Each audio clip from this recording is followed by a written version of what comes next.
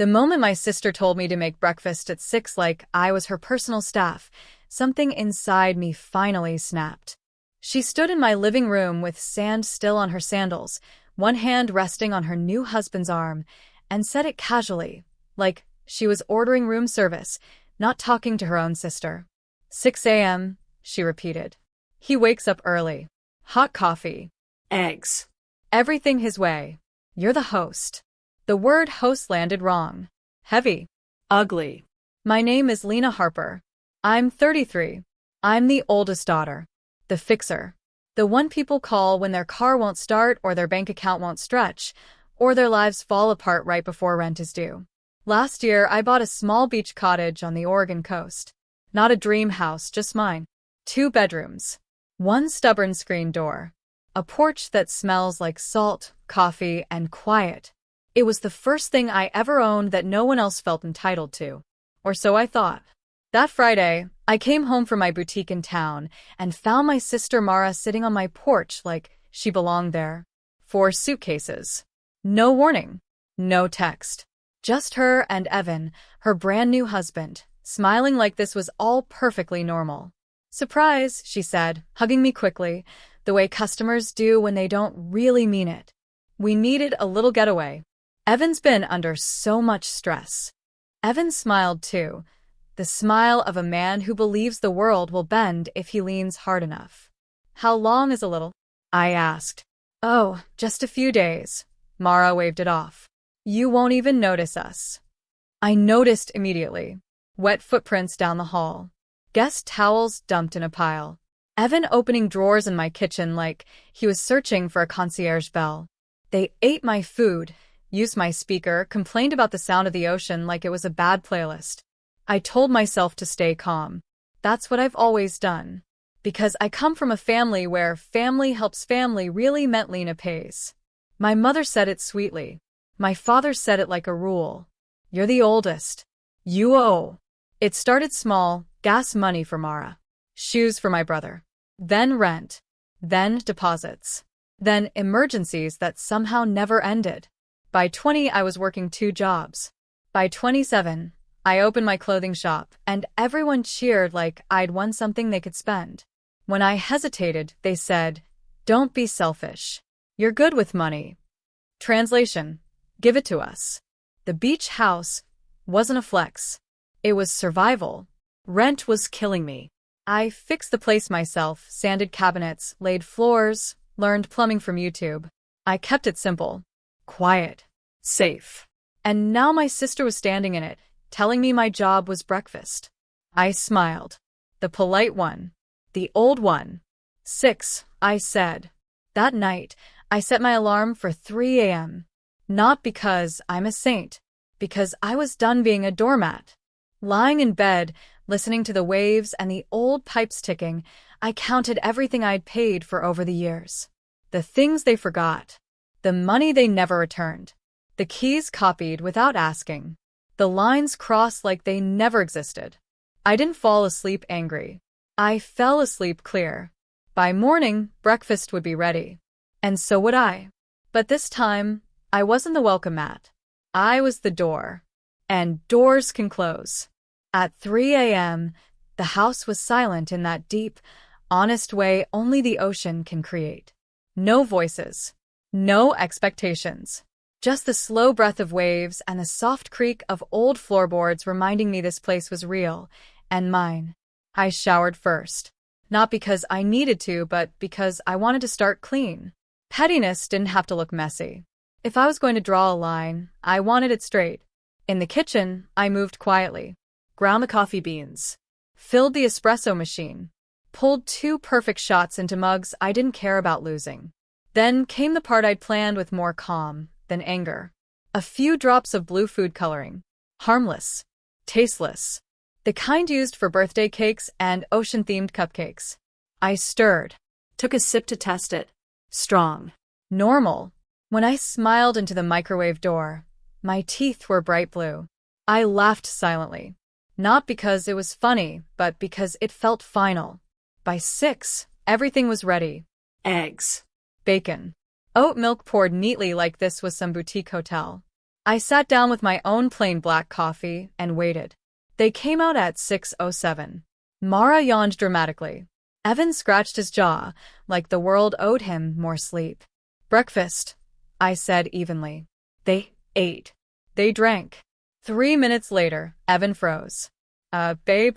Mara lifted her phone, flipped to the camera, and gasped. My teeth are blue. Evan checked his. Same result. He rubbed at his mouth, making it worse. I didn't smile. Oh, I said calmly. Must be the beans. New roast. Mara snapped. Are you serious right now? Completely safe, I replied. Just noticeable. Like boundaries. Evan sputtered. I have calls. I can't be on video like this. You can reschedule, I said. Or you can listen. I slid a folder onto the table. Printed bank statements.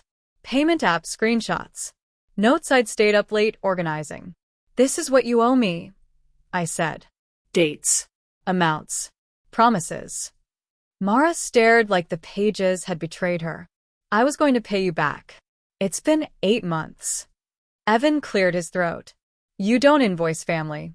You also don't steal from family, I said. Or copy keys. Or show up uninvited with luggage. I placed my phone on the table, speaker on, family group chat open. House is not a free hotel. Money owed gets repaid. If you don't like it, don't come. Dots appeared instantly. Mom. Lena, don't be cruel. Dad. This is extreme. My brother sent a thumbs up. His way of disappearing. Mara hissed. Delete that. No. I stood. Also, check the guest bathroom. She stormed down the hall. Laughed when she saw the sign taped above the towels. Guest rules. Ask before staying. Clean what you use. No cards.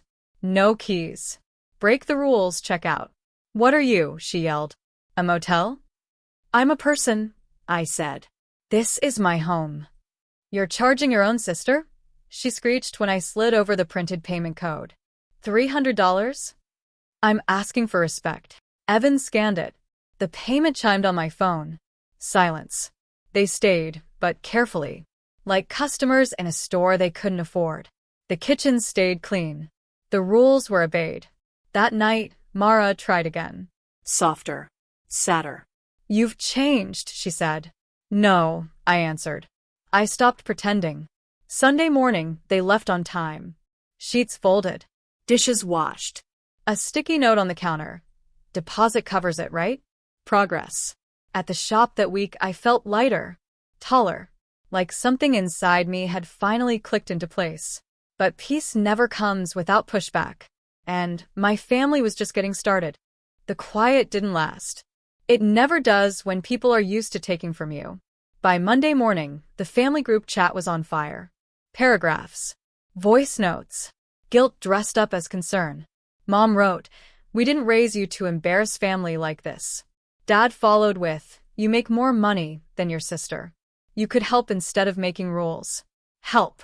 That word had bled me dry for years. I muted the chat and opened my shop. Steamed linen shirts. Tagged summer dresses. Smiled at customers who asked how my morning was and meant it.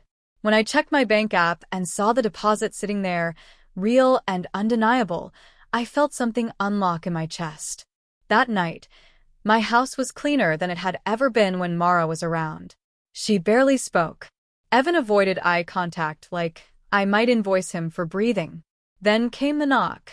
She didn't wait for permission. Just stepped into my room, sat on the chair like she was posing for a magazine. "We need to talk," she said. "I'm listening." "I'm sorry if you felt used." "That's not an apology." She ignored that. "We're just going through a lot." Evan had issues with his old landlord. Things fell apart. "You're adults," I said. "And you owe me $2,400. Her eyes flashed.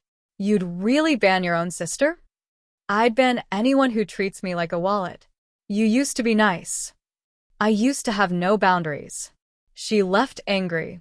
I slept better than I had in years. Sunday, they checked out exactly at 10. No drama. No missing items. Just sand and silence. I walked every room after they left. Nothing broken. Nothing stolen. Progress. I sent one last message to the family chat. New policy. No stays without permission. Deposits required. Boundaries are not up for debate. Silence followed. Then my aunt, who never speaks up, typed, "She's right. Pay people back." My grandmother added, "Boundaries are good. Proud of you." I stared at the screen, stunned. Mara's payments started coming. $50 here. 50 there. Late sometimes. Angry emojis. But they came. Then, 2 weeks later, a woman walked into my shop and asked for me by name. "I'm Clara," she said quietly. "Evan's former landlord." My stomach dropped. "He listed your address on a rental application," she said. "Thought you should know." I felt cold all over. That night, I texted Mara, "Remove my address from everything. Now." Her reply came fast. "Why are you against my happiness?" I didn't answer. I sent a photo of Clara's card and one word. No. I blocked her for 24 hours. Mom tried a new tactic. Pity. "We're coming to the beach to talk." "No," I replied. Twice. The pushback was loud. Public. Accusations about money and changed energy. And then something unexpected happened. People started backing me. Cousins. An aunt. Even my grandmother again. Mara went quiet. For the first time in my life, I wasn't the family emergency contact. I was just me. But I knew Mara wasn't done. She never is. And when she finally asked to meet, alone, in a cafe far from the coast, I agreed. Because some conversations don't end a war. They decide who walks away free. We met at a small cafe 2 towns inland, the kind of place with chipped mugs and no memories attached to our last names. Mara came alone. No Evan. No suitcase energy. Just a hoodie, messy hair, and that familiar look I remembered from childhood, the one she wore after scraping her knee and pretending it didn't hurt. "I made the payments," she said before sitting down. I saw. She nodded, like that cost her something. "I hated that you made me." "I didn't," I said gently. "Consequences did." She played with a sugar packet, twisting it until it tore. "Mom says you're punishing the family." "I'm protecting myself." That landed. I saw it in the way her shoulders dropped. "Evan thought the blue coffee thing was genius," she said suddenly. I snorted despite myself. "Of course he did." Silence stretched. Not hostile, just honest. "He moved out," she said finally, like she was commenting on the weather. I waited. "He liked the way you used to be," she added. "Always fixing things." "Yes," I said. "And that's the problem." She swallowed. "I know I've been," she searched for the word. Found it. Awful. I didn't rush to comfort her. That was new too. "I want to try to be better," she said. "Trying is good," I replied. "Being is better." She let out a breath that sounded like relief. "You're really not hosting the 4th of July, are you? Not without budgets, cleaning schedules, and deposits." She laughed. A real laugh. "God, you're serious." "I'm free," I said. "That's different." Outside, the sky was heavy with clouds. At her car, she hugged me. Not like a customer, not like someone trying to take something back, but like a sister. "Thanks for the coffee," she said. "The regular kind." "Anytime you ask," I replied. Back at the beach house, I brewed a fresh pot and taped a note inside my front door where only I could see it. "I am not a wallet. I am not a hotel. I choose who and how." Mom still tries. Soft calls. Gentle guilt. "A family weekend would be healing," she says. "With rules," I answer. She sighs. "Boundaries." Yes, I say, my favorite word now. At the shop, a man once told me, "You run a good place." I do. The ocean still crashes when it wants. Quiet when it wants. No apologies. Sometimes I think about the woman I was, the one who thought love meant loans, who believed saying yes was the same as being good. She did her best with the tools she had. I'm doing better with stronger ones. Blue coffee wasn't revenge. It was a boundary in a mug. The real change is what didn't wash away. I lock my door. I walk to the water. The horizon doesn't ask permission to exist. Neither do I. A few weeks later, the ocean taught me something simple. It doesn't chase people who don't respect it. It doesn't soften itself to be liked. It just exists, steady, loud when it needs to be, calm when it wants. One afternoon, I sat on the porch with my ledger open, not because I was anxious, but because I was curious. Payments were coming in. Slowly. Reluctantly. But consistently. Every dollar felt like proof, not of victory, but of balance finally restored.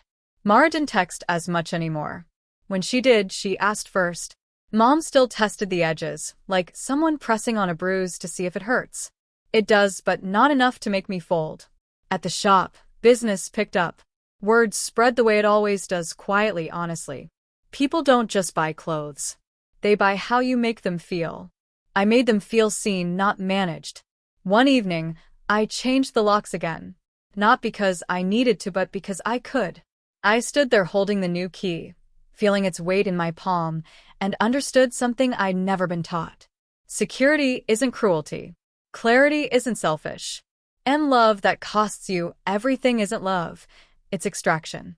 I made coffee and didn't share it. I watched the sun sink into the water without narrating it for anyone else. My phone stayed quiet. And when it didn't, I answered only what I chose. I used to think being the strong one meant never closing the door. I was wrong. Strength is knowing when to lock it and trusting yourself enough to keep the key.